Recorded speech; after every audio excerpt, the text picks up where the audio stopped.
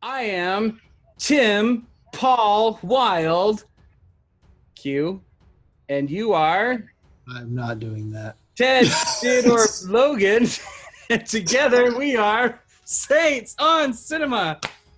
You big loser. Oh boy. Anyway, this is Tim Wild and Josh Edlow joining me because he really wanted to talk about Bill and Ted 3, The Days of Future Past. What's it called? It's Stallions Bill and Return. Ted Face the Music. Face the Music. No, you were Trailer way just off. dropped. Before we say it, we just watched it a second time. Josh sent me the clip. He texted me and said, dude, we got to record this. I was like, okay, well, I'm not going to wait for a reactions video. I'm going to go watch it right now because I couldn't wait. I went, grabbed one of my coworkers who we always talk about Bill and Ted, dragged him into the office, and we watched it, and I enjoyed it.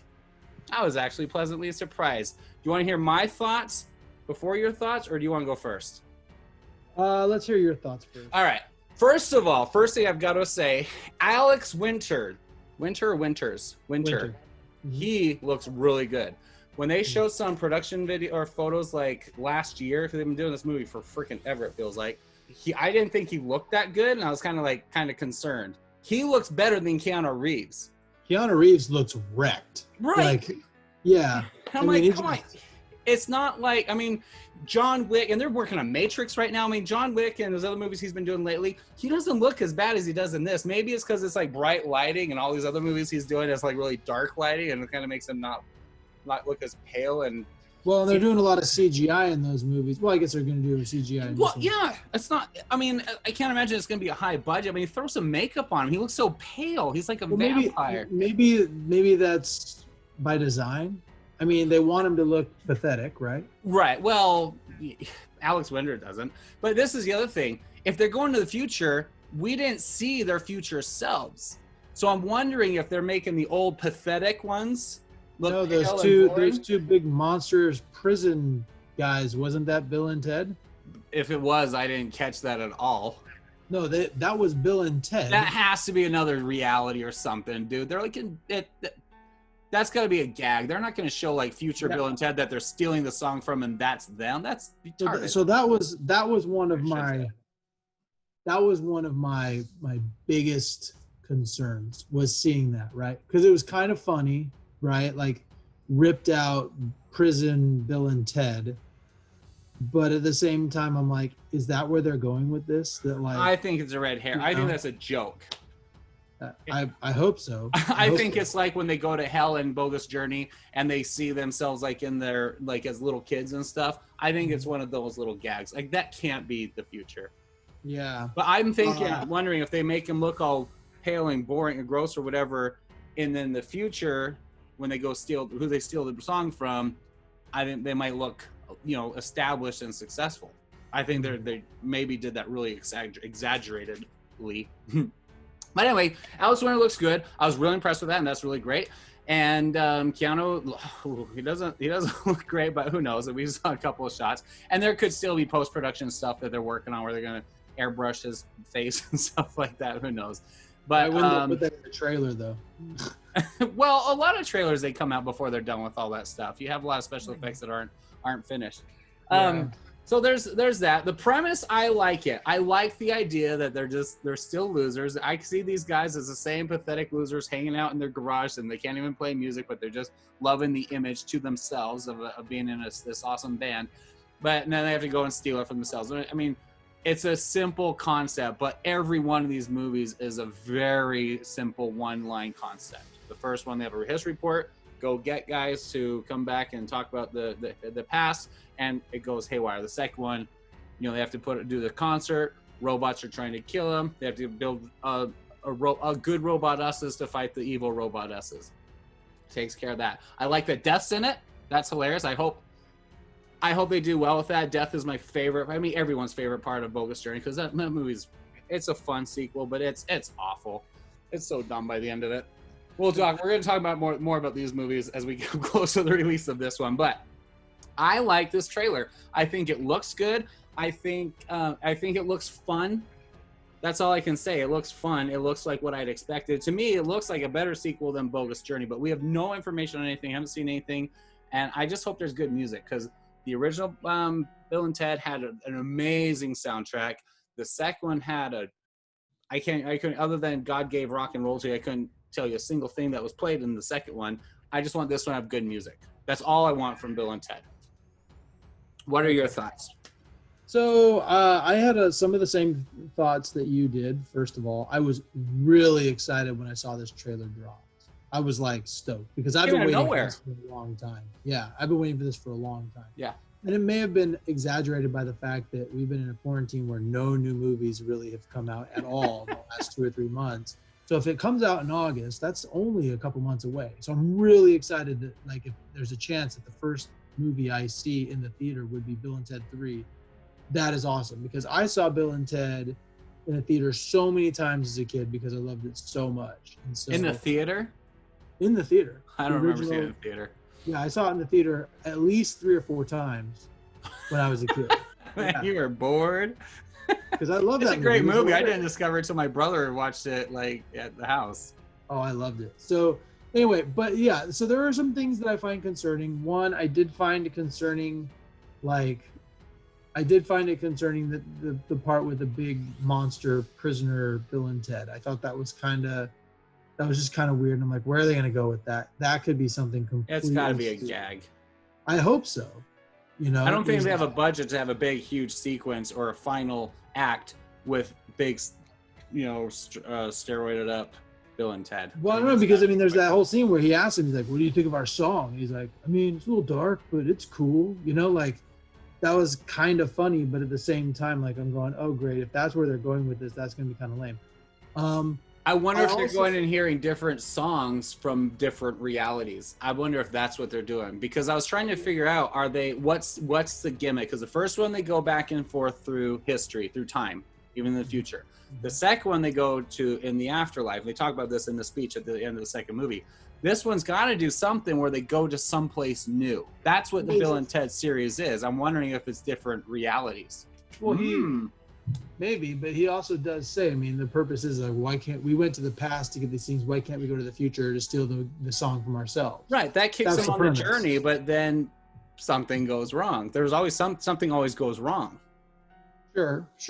Well, that's my theory. I'm laying it out right now. They end up in different realities in a Bill and Ted multiverse. Well, that would be really interesting.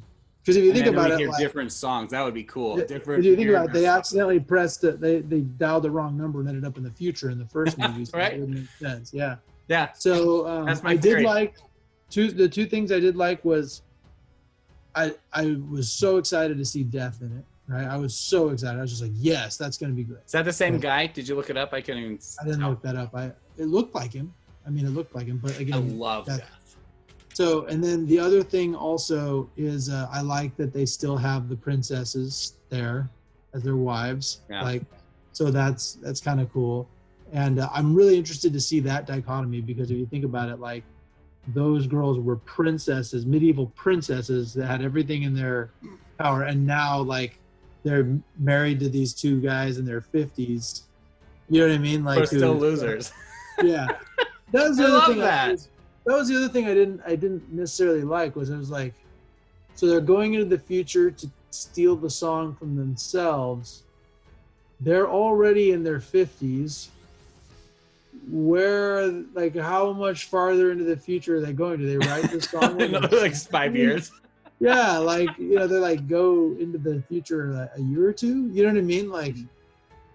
It's just that's really interesting. So I think there are some interesting plot holes that are going to come through. I like the premise too. I like the idea that they've been waiting for this long, thinking they were going to write this song, and they haven't done it yet. I think that's a pretty good premise to make this movie good. Now, here's the thing about the premise. Let me ask you this. Wasn't the thought at the end of the second movie that was their first concert? Because they went into wherever they went, they didn't really say. They went somewhere in the time machine to learn how to play, and came back and just rocked out the stage. And that song was playing during the montage that showed all Time Magazine and all this stuff, all these articles about how they were healing the earth. It seemed like that kicked off the launch, or the fulfilling of the prophecy or whatever of history. That's what you'd think, yeah. So that's the other thing that I've always kind of been concerned about with this premise, right?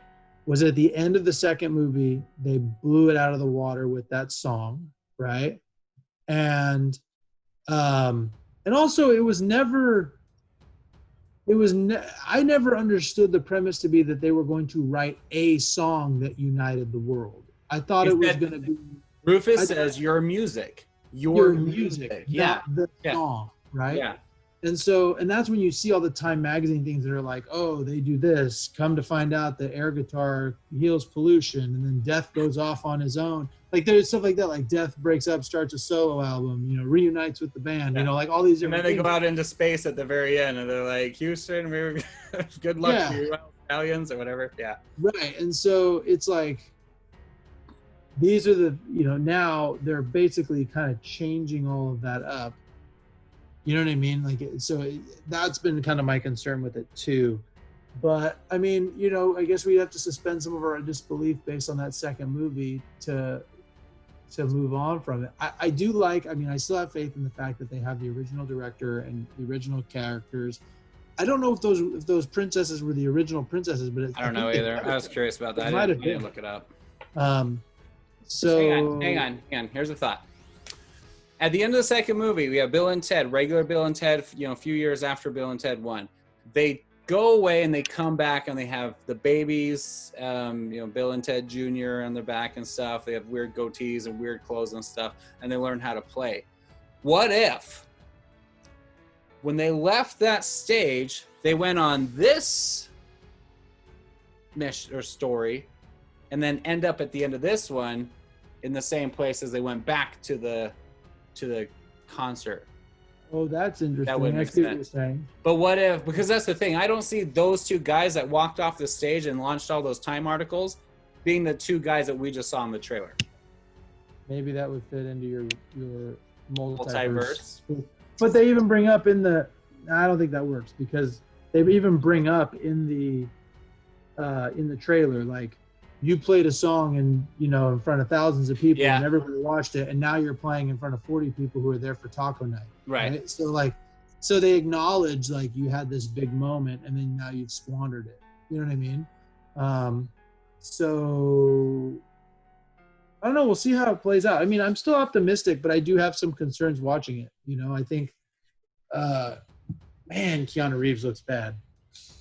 That just like, and also I think, and this could probably play into the pathetic characters that, they're bringing them out to be pathetic characters, right? Right. Like now they're in their 50s, want to be rock and rollers, Yeah.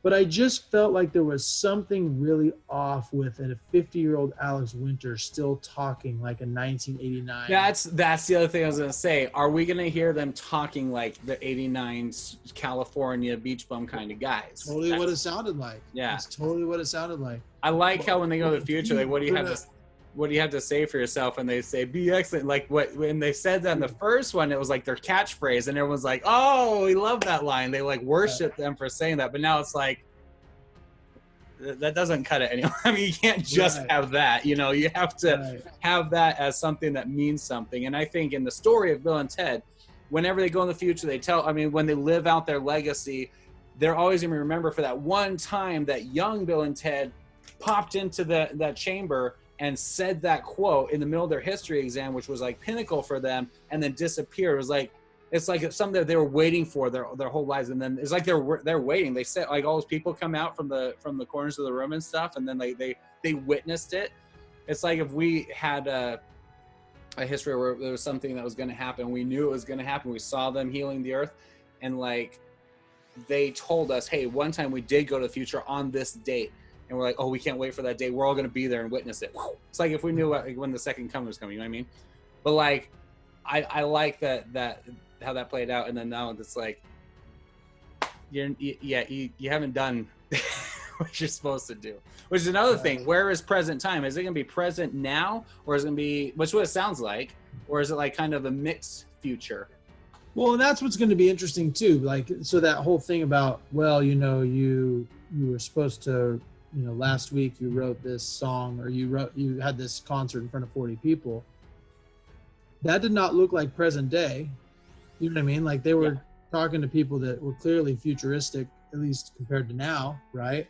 So is that a situation where somebody sucked them up to be like, hey, get on it? Or, also Maybe. I noticed, The new did you Rufus. notice also that there are times when it looks like they're in the telephone booth, and then there are times that it looks like they're in some other thing. Yeah. So, well, which I think is funny telephone because booth, telephone booths aren't even a thing anymore. No. Yeah, it's like that doesn't like land in disguise anymore. If you land that in the middle of the street, people are like, what is this? People be gathering around trying to figure it out. Yeah. But no, if you remember the beginning of the first one, when the telephone booth appears, it comes up as this weird shape and then transforms into the telephone booth. This might be some other sphere or some other shape that's going to transform. But yeah, why would it turn into it? It's that's going to be interesting. You could not do it. I wouldn't want them to see something else, that they transformed into, like a kissing booth or something. That doesn't make sense. Everyone be mad. That'd be like if they made another Back to the Future movie without a DeLorean. You can't do that. Right. Even if it's not practical. Like there's no way you can get those cars like that. Anyway, it'll be. I'm more curious than anything. I think it looks fun though. It does. I'm very optimistic that Bill and Ted 3 is going to be a great movie. I'm like, it was good enough for me to be like, okay, this isn't going to be a total crap fest, but there were just a few things that really concerned me. And I am a big Bill and Ted fan. Like I've watched it a million times. 4 of them in the theater. Huh? And 4 of them in the theater. Exactly. And so, in fact, I talked to my kids last night, and I was like, all right, so we're going to have to, as it gets closer to this, we're going to have to watch both those movies right before we go see it, so that way we're all ready for it, and they're all stoked about it. So it's going to be fun. Now, I've always had a concern with the fact that Rufus, how they're going to do Rufus if they're going to bring him in there. I think you can't. With George Carlin being dead, you can't, unless they CGI him somehow into it. No, I don't think they have a budget or care enough to bother with it. 2, where do you come up with this? You don't think they have a budget? It's Orion. This isn't like a Disney Marvel movie or something like that. I mean, how much money does it cost to CGI George Carlin? Do you remember Tarkin in Rogue One, and everyone freaked out about putting Peter Cushing on there? Like, how are you going to do George Carlin in full dialogue? Like, that's crazy. You can't do that. Why would you do that? I think that girl that we heard, that's going to be the new Rufus. Maybe. And not Rufus. It'll be another person sent from they're just going to ignore. I certainly hope that they do something somewhere, somehow, to pay homage to George Carlin, because that was a seminal character. Or at least acknowledge the character. Yeah. I think they'll acknowledge. I don't think they'll do anything big. Here's the only other thought I have.